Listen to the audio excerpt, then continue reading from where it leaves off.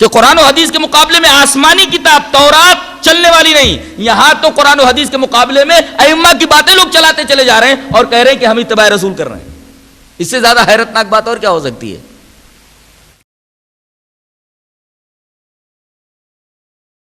حضرت جابر فرماتے ہیں کہ حضرت عمر رضی اللہ تعالیٰ عنہ تورات کا ایک نسخہ لے کر کے نبی کریم صلی اللہ علیہ وسلم کی خدمت میں آئے اور کہا کہ اے اللہ کے رسول، یہ تورات کا نسخہ ہے. نبی کریم صلی اللہ علیہ وسلم نے دیکھا اور خاموش ہو گئے. فسکت، خاموش ہو گئے. اب آپ کو خاموش ہوتے دیکھ کر کے حضرت عمر رضی اللہ تعالیٰ عنہ تورات پڑھنے لگے. جیسے جیسے وہ پڑھتے جا رہے ہیں نبی کریم صلی اللہ علیہ وسلم کا چہرہ بدلتا جا رہا ہے.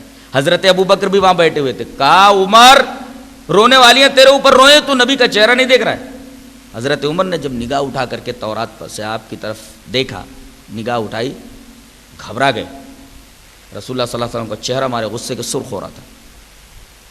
کہنے لگے اعوذ باللہ من غضب اللہ من غضب رسولی، میں اللہ کے غضب سے اللہ کی پناہ چاہتا ہوں، اس کے رسول کے غضب سے اللہ کی پناہ چاہتا ہوں.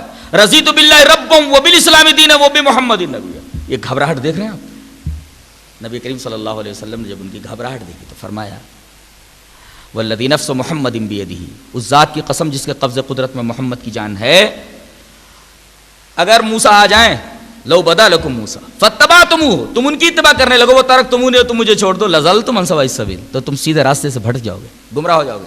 یعنی میری موجودگی میں موسیٰ علیہ السلام کی اتباع گمراہ کر دے گی تمہیں. اور آپ نے یہ بھی فرمایا اگر آج موسیٰ زندہ ہوں تو انہیں بھی میری اتباع کے علاوہ کوئی چارہ نہیں ہوگا. حیرت کی بات ہے، اتنی صاف حدیث موجود ہے کہ نبی کی احادیث کے مقابلے میں تورات جو آسمانی کتاب ہے وہ چلنے والی نہیں ہے، تو قرآن اور حدیث کے مقابلے میں ائمہ کے اجتہادات، فرمودات اور ان کے ارشادات کیسے دلیل بن سکتے ہیں، کیسے حجت بن سکتے ہیں، ان کے اوپر کیسے عمل کیا جا سکتا ہے؟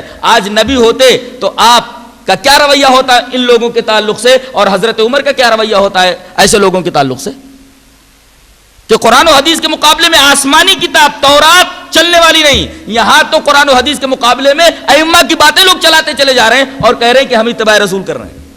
اس سے زیادہ حیرتناک بات اور کیا ہو سکتی ہے؟